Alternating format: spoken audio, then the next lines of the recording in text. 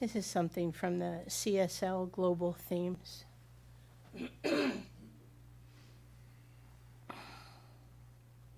When we attempt to fight outside circumstances, we only give those circumstances power in our own mind. The practitioner knows not to fight evil. They know there is no evil. When we engage in fighting with the outer, we are caught up in the belief in separation and have lost faith in the infinite oneness. This does not mean that we sit on our prayer chairs and do nothing. It means we first gain the high perspective so we can be most effective in our actions. As we go into meditation, I invite you to contemplate the truth that as we change how we see the world, we will change the world.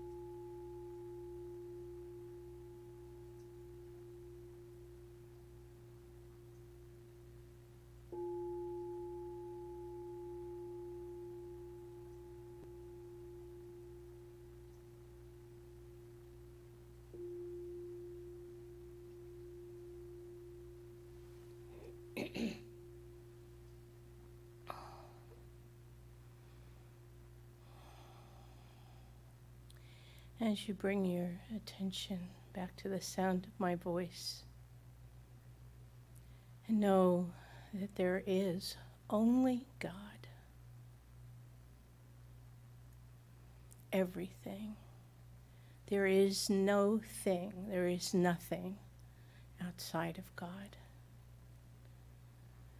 And this divine intelligence is all-knowing, everywhere present, and all-powerful. It is infinite and eternal, and it is good and only good. It creates only good. And we are all inseparably part of this wholeness, expressing in infinite forms while never being separate, always being part of the whole, always having the wholeness available in its entirety, always. And in this consciousness of the oneness, the one mind, the one heart, the one love of God that we are made of.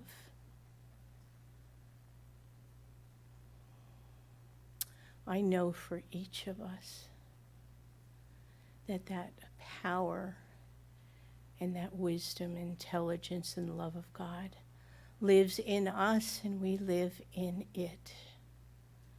And again, expressing in infinite forms, always knowing that we have the freedom to create as God creates, which is only the good, the holy, and the beautiful.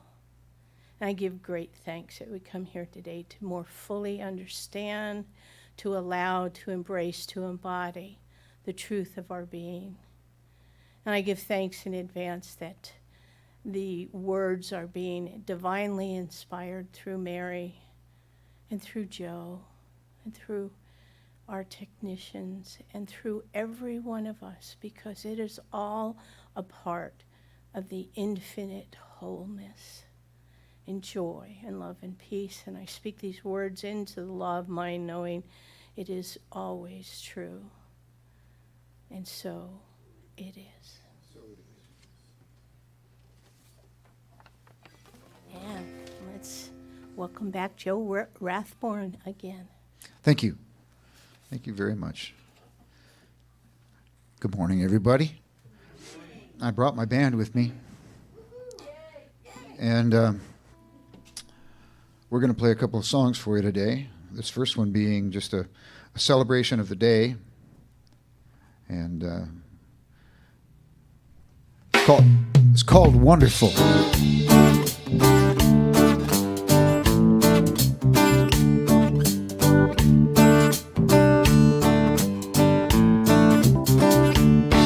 What a wonderful day we got here.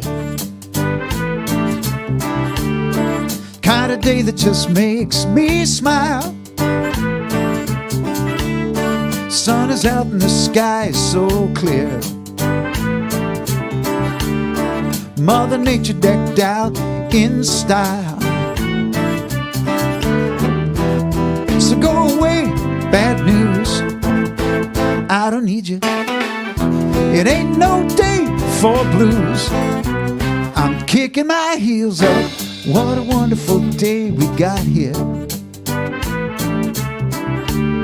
It's just the kind of a day I choose. I've got to work today, but it's alright. I'd rather work than have nothing to do. And I'm working at keeping things light. I'm only letting the positive through. So if the boss gets mad, it doesn't matter. You know it ain't so bad. Heck, it's only money. I'm working at keeping things light. About the easiest job I've had. I'm sitting on cloud nine, singing a song. I haven't felt this good in so long. Plenty of sunshine, keeping me strong. And I'm not worried about nothing like something going wrong. No, because what a wonderful day we got here. Kind of day that just makes me smile. Turn the music up loud and clear. Spice it up with a reggae style. Go away, bad news. I don't need you. It ain't no day for blues. I'm kicking my heels up. What a wonderful day we got here. It's just the kind of a day I'd choose.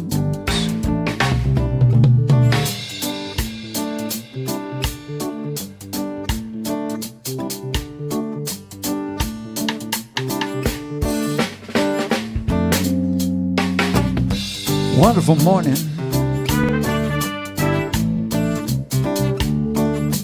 I ain't got time for blues.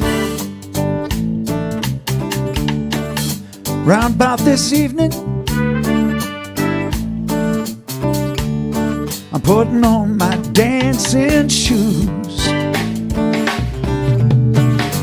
Wonderful morning. Gonna be a mighty fine afternoon too. So I think I'll go fishing and whistle me a happy tune. I'm gonna whistle me a happy tune. I'm gonna whistle me a happy tune.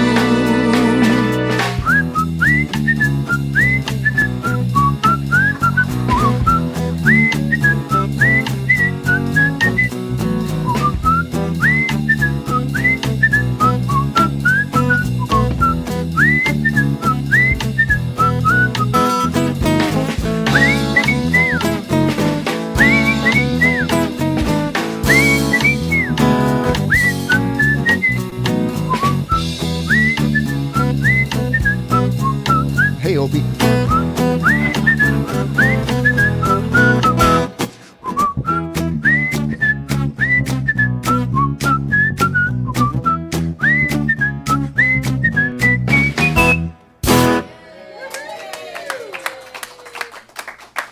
Thank you very much. Very good, very good. That was so great. Thank you so much. I was thinking when you were singing that song that the blues makes me happy. Blues music makes me happy. But I don't think that's what you were talking about when you don't have time for the blues. So thank you so much. Love that tune. And so most of you know me. My name is Mary Lawrence. I'm a practitioner here at Alm Center for Spiritual Living. Hello, Mary. Hi. So glad you guys are all here. If you weren't, I'd be talking to an empty room. And welcome to those online, whether you're watching us live or recorded at a later time. And it is a beautiful day. There's some cloud coverage here in San Diego. It's a little humid, but it's nice. And, you know, across the country, there are heat waves going on. I was kind of gloating to a friend yesterday who's in Las Vegas for a basketball tournament. I sent him a screenshot of the weather, the weather report on my phone. He's like, "Ugh." But yeah, it is a beautiful day. And the title of the talk today is The Wise Warrior. And I immediately thought of Dan Millman's book, The Way of the Peaceful Warrior. And that was one of the first like spiritual books that I read. And I really liked it. You know, I like getting spiritual messages from storytelling, you know. And I just liked it. It was, you know, the main character was an athlete, and you know, so that sort of like appealed to like the masculine energy, and the setting was for the most part at a gas station late at night with a gas station attendant named Socrates, you know, who just, you know, gave him pearls of wisdom. So there's going to be a bit of quoting from Way of the Peaceful Warrior today. And what I want to talk about is what it means to be a warrior. What does it mean to be wise? And how do we become wise warriors in our own lives? I've been a practitioner since 2008.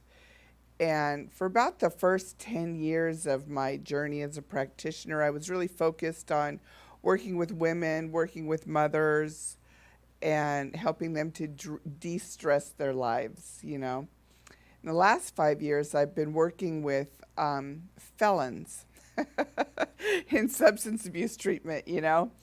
And a lot of them are men, not all men, but many of them, the majority of my clients now are men. And so I've shifted from like this very feminine energy into, you know, working with this masculine energy. And that's one of the things that I like about the book, The Way of the Peaceful Warrior, is it has that sort of masculine energy to it. And I've shared that book with a lot of men that I've worked with. And when I went to my bookshelf to pull out the book, I realized I must have gifted it to somebody because it is no longer there. But I was able to get some quotes anyways. And so I want to start by looking. I want to say I was when I was between jobs at one point. I worked as a substitute teacher, and it was fun. I enjoyed it. And when I was a kid, one of my favorite games to play was school, you know, and we would get out books, and I would always be the teacher. So as I put this talk together, I thought, this is very much like school. And I was remembering when I was probably in about fourth grade, so that's about 10 years old or something. We were working on like sentence structure, and I was doing some homework, and, you know, it's like subject, object, verb, you know, noun, that kind of stuff, right? And I remember asking my dad for help with it, and he was like leaning over my shoulder, and he's like, so what is the predicate nominative? You know, where's the predicate nominative here?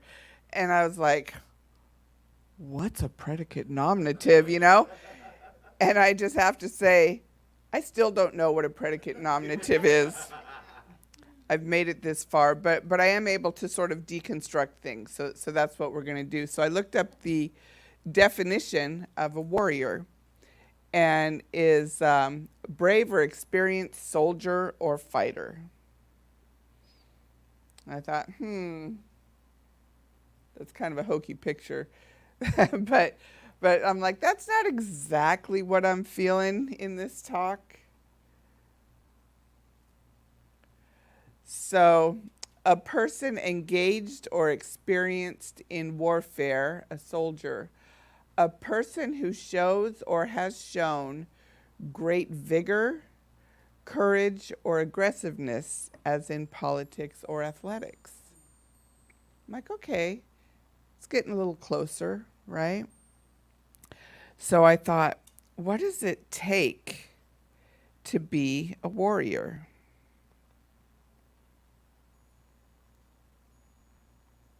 And I found this from Sitting Bull.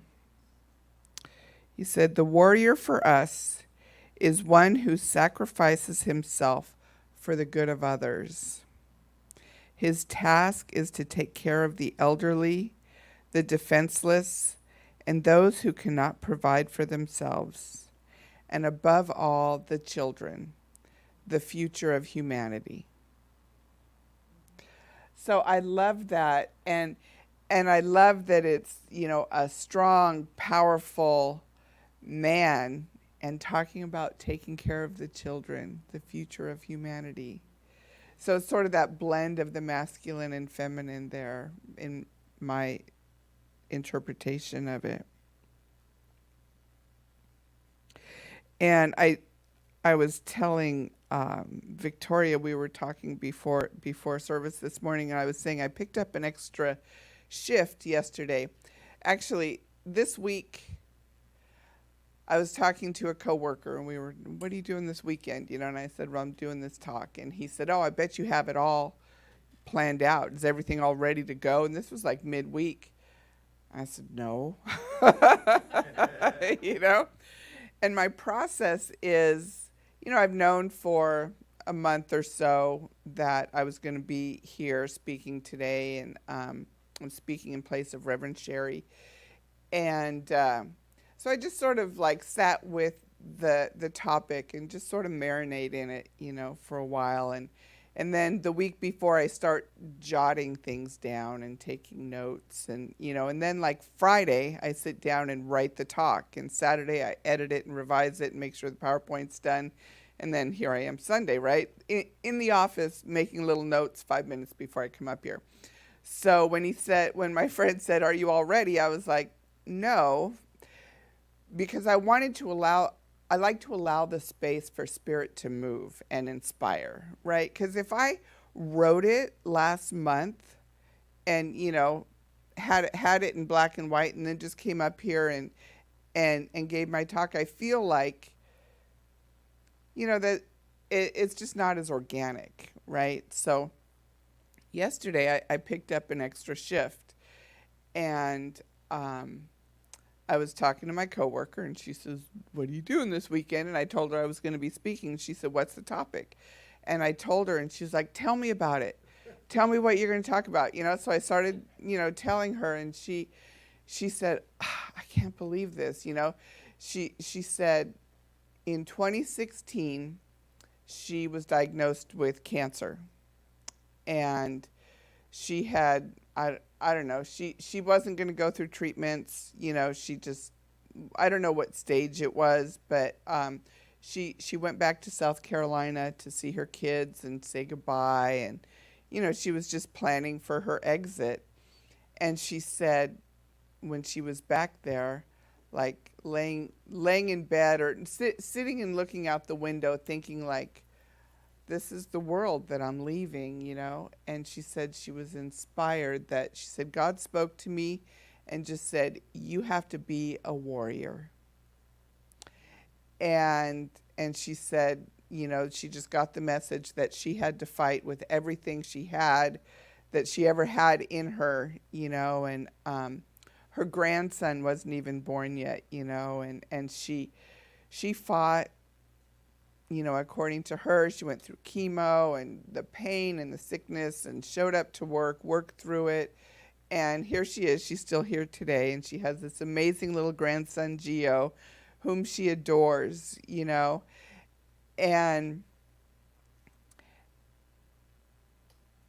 just having that conversation with her reminded me of why I don't write my talk, weeks before, because I might not have had that conversation with her yesterday and just sort of been inspired and moved her and reminded her that she is a warrior and what she went through and where she is now.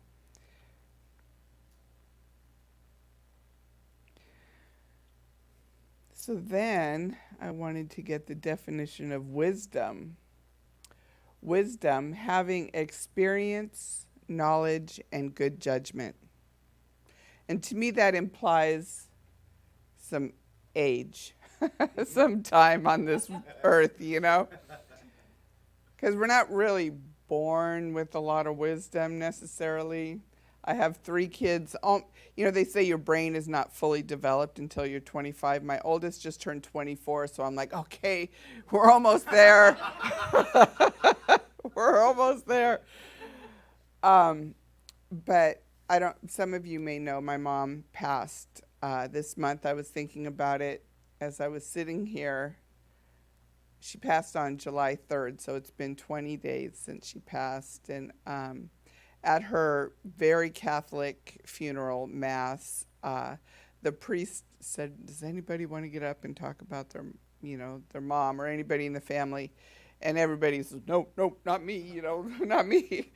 So I'm like, okay, I'm experiencing getting up and talking. So I got up and I talked about my mom. And one of the things that I remember about my mom is she was very wise. She was a very wise woman. And my parents didn't, when your parents pass, many of you have probably experienced this. My dad is still living, so this is the first parent that I've lost. you start talking to your siblings and talking to your family about memories and what it was like growing up. So I've been sort of in this process and discovering things from my brother and my sisters about my mom that I didn't know. But one thing that we all kind of agree on is our parents didn't talk a lot. They didn't teach us a lot of things, My mom said, I just trusted you kids, that I just trusted you. And let me tell you, I was out doing some things I shouldn't have been doing. I'm sure a lot of us can relate. But there were a few things that she did teach me. And one thing was that appearances matter. Even integrity, for integrity. I'm not talking about like looks, appearance. For integrity, even the appearance of impropriety. You know what I mean? Like perception is reality. So I've always remembered that for some reason and just kind of like tried to live myself mindful of how does this appear, because I want to live in integrity. And so I don't want things to appear, unintegrous, or I don't know if that's a word, but and when I decided to dye my hair pink when I was a teenager and did not get a very good reception, like at work. And she taught me that you can't please everybody all the time, right? And also, if you're going to put yourself out there like in a unique way and go against the grain, you need to know that not everybody's going to be comfortable with it, So you kind of have to thicken your skin a little bit and be brave and courageous, right? So let's put this together.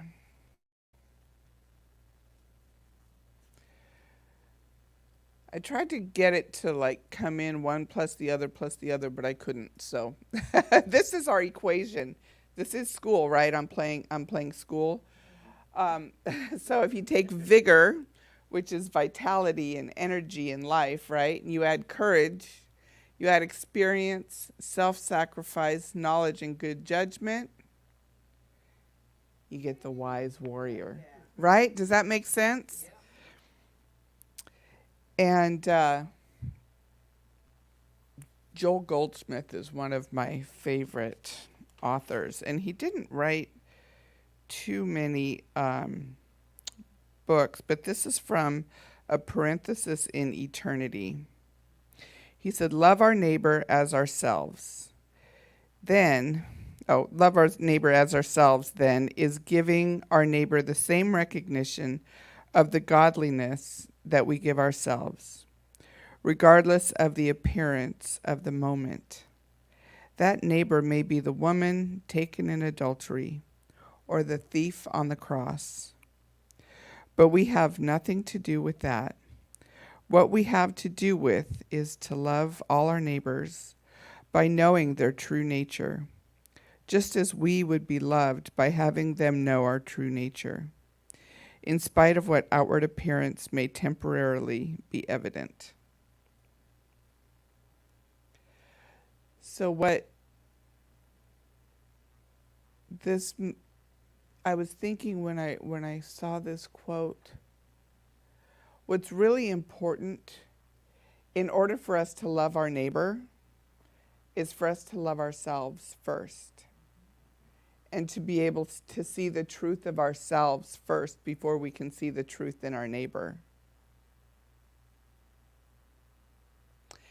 And do we? Do you know the truth of yourself? Do you remember it throughout the moments and hours of your days between Sunday services? Right?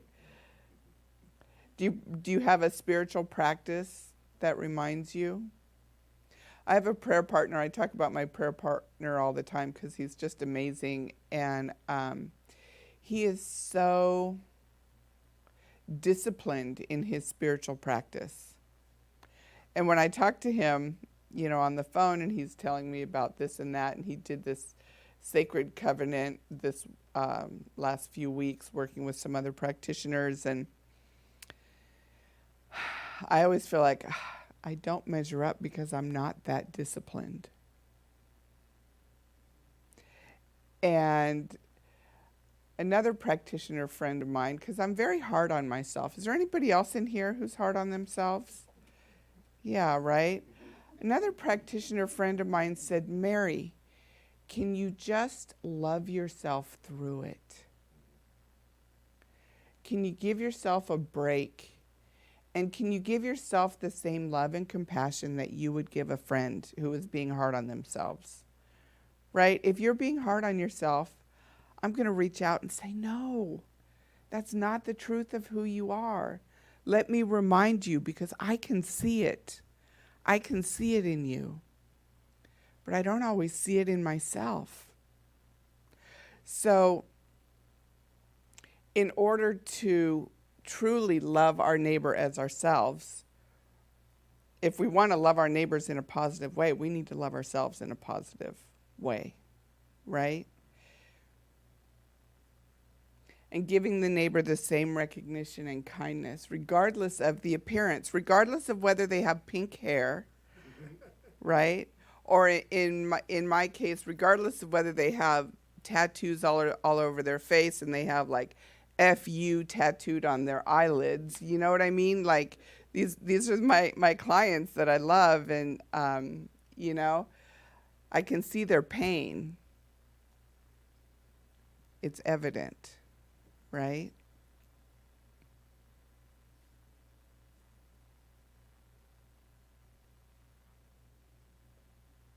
So now we're getting into some peaceful warrior quotes. Dan Millman said, the secret of change is to focus all your energy not on fighting the old, but on building the new.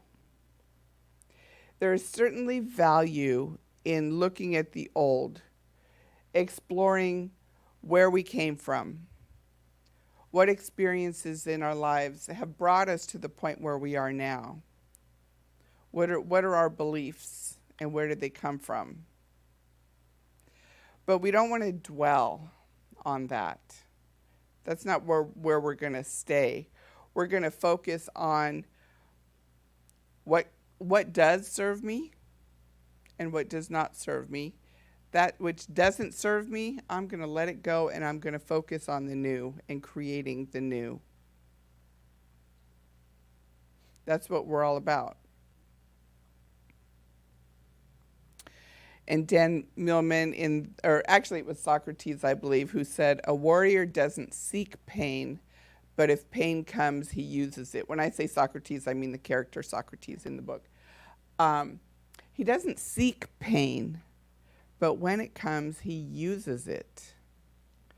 Pain is there to get our attention. And often when we start doing that work, that introspective work, and that work of looking at our life and our experiences, often there are painful experiences. Doesn't feel good. And I feel like a broken record because I talk about this all the time. In our culture, we are taught that if something is painful, we want to avoid it. We want to take a pill for it. We want to do something to forget about it so we don't have to experience that pain.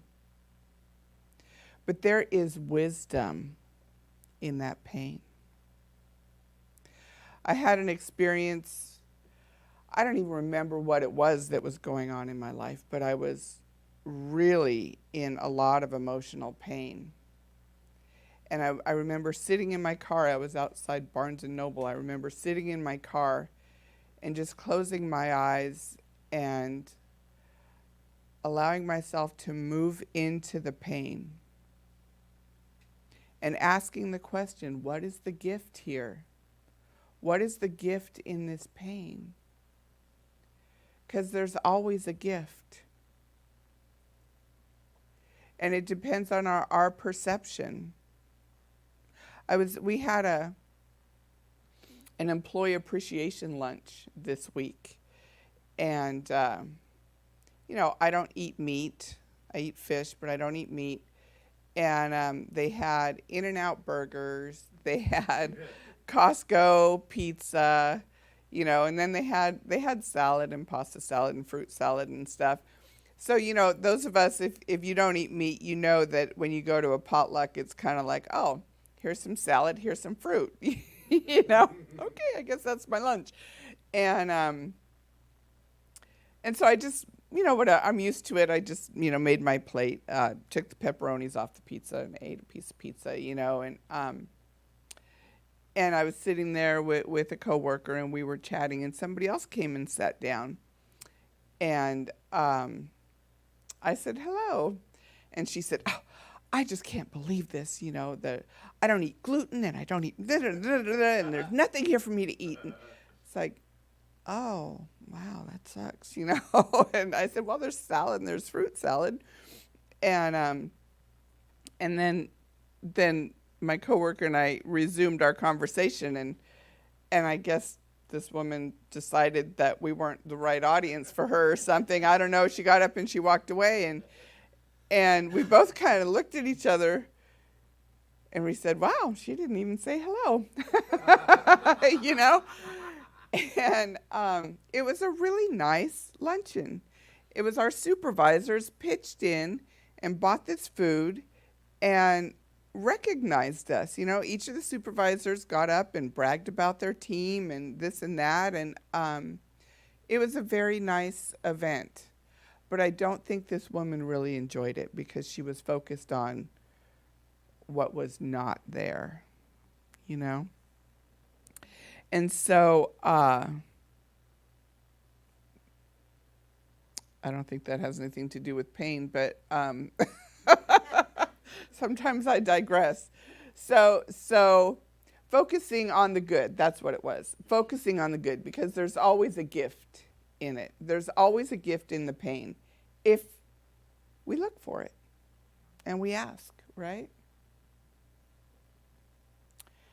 And Michael Beckwith, I love Michael Beckwith.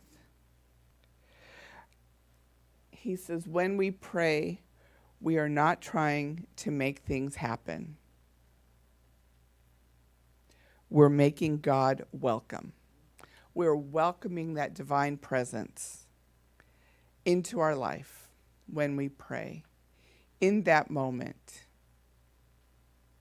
And then there, just like you drop a pebble in water and it ripples out, we pray in that moment, we allow God in, and then it ripples through our lives and through the moments and hours and days of our lives. And the more we do it, the bigger the ripples are, the bigger the vibration is. So when we make God welcome in our lives, we open ourselves and we allow the grace of the divine to move in. When my friend was saying goodbye to her family and she was contemplating leaving this world, the divine stepped in that moment of quiet that she had. And she decided to be a warrior.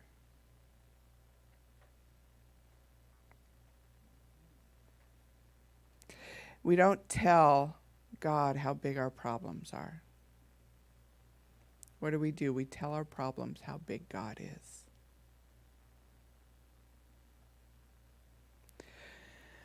So the invitation, there is an invitation. There's always homework when you go to class, right? The invitation, the homework for you this week is to look at what is standing in the way of you being a wise warrior in your life. Is it fear? Is it not practicing self-care? Is it false beliefs? Is it having a closed mind? Is it selfishness or immaturity? Just examine what is standing in the way of you being a wise warrior in your life. And whatever it is, for every action, there's an equal and opposite reaction, right? So if it's fear, replace it with faith. If it's false belief, replace it with the truth and the true belief. If it's immaturity, grow up. If it's closed-mindedness, I'll tell you, my family had some conflict right before my mom passed. And we had all agreed at the beginning of the year, my mom was in the hospital, and she got out, and she was going to be discharged, and the doctor said he saw my dad, and my parents, lived together. They were married for 63 years. And the doctor saw my dad, and my dad is healthy, but he's 88, right? And the doctor said, I can't release her home to his care. She needs to go into like a facility. So we put her in like temporarily into a facility, and then she was getting such good care. She had dementia, and she would get up and wander around, and she couldn't wander off from the facility, and so we decided as a family to keep her there. And she went on hospice in January too. And about a month before my mom passed, my sister got it in her head that mom needed to be home with dad. And I had talked to my dad about, he said, we've made all the arrangements, right? They made all their funeral arrangements, bought their plot in the cemetery, all that stuff. But there's that in-between time when they really need more help than they were getting, and the ultimate transition date, right? It's that in-between time. I said, what were your plans? And he said, we just planned on, taking care of each other, staying home until we died, And I was like, oh, well, this is the hard part, buying a casket, that stuff, that's the easy part. But so my sister, because my dad wanted that, she decided that mom needed to be home. It was getting close to the end, and she came in, and I'll tell you, it was probably the most stressful month of my life. And the last week, she took her out of the memory care facility that she was in and had her sent to the hospital. And she essentially kidnapped my mom, right? So it was very, very stressful. And then I went, and I was being the warrior. I wanted to make sure that, my mom was being cared for and that she went back to the facility. But I called Reverend Suzette, and I talked to her, and I was telling her about it. I'm like, I can't believe my sister is doing this, and she was so comforting because she said she's acting out of fear, and this, she doesn't know what to do. So she feels like if she does this, she's doing something and she's honoring your parents' wishes. And, so I was able to have a little bit of compassion for her. And when my mom passed, I realized she just, how sometimes you just get focused on something and it has to be this way, and you kind of lose sight of the bigger picture. And I think that's what happened, is she had fear, and she just zeroed in on this idea that mom has to be home. She has to die at home, And I can appreciate that, and also know that Mom needed a lot more care than, we could have provided. She's in Vegas. I'm in San Diego. They're in Orange County. My brother's disabled. He can't drive over there. It's like there's just practical things that you have to consider. And, so I'm not trying to air my family's dirty laundry or anything, but just the thought of that closed mindedness. Sometimes we get so fixated on something and how it has to be that we're not open to an alternate solution, an alternative solution. And, so it's been a process for me, a process in forgiveness and just showing love and compassion and allowing God's grace to move in, and so again, the call to action is for you to look for what is standing in the way of you being a wise warrior in your life. And whatever it is, replace it with the greater truth of who you are. Recognize that in yourself. Give yourself compassion.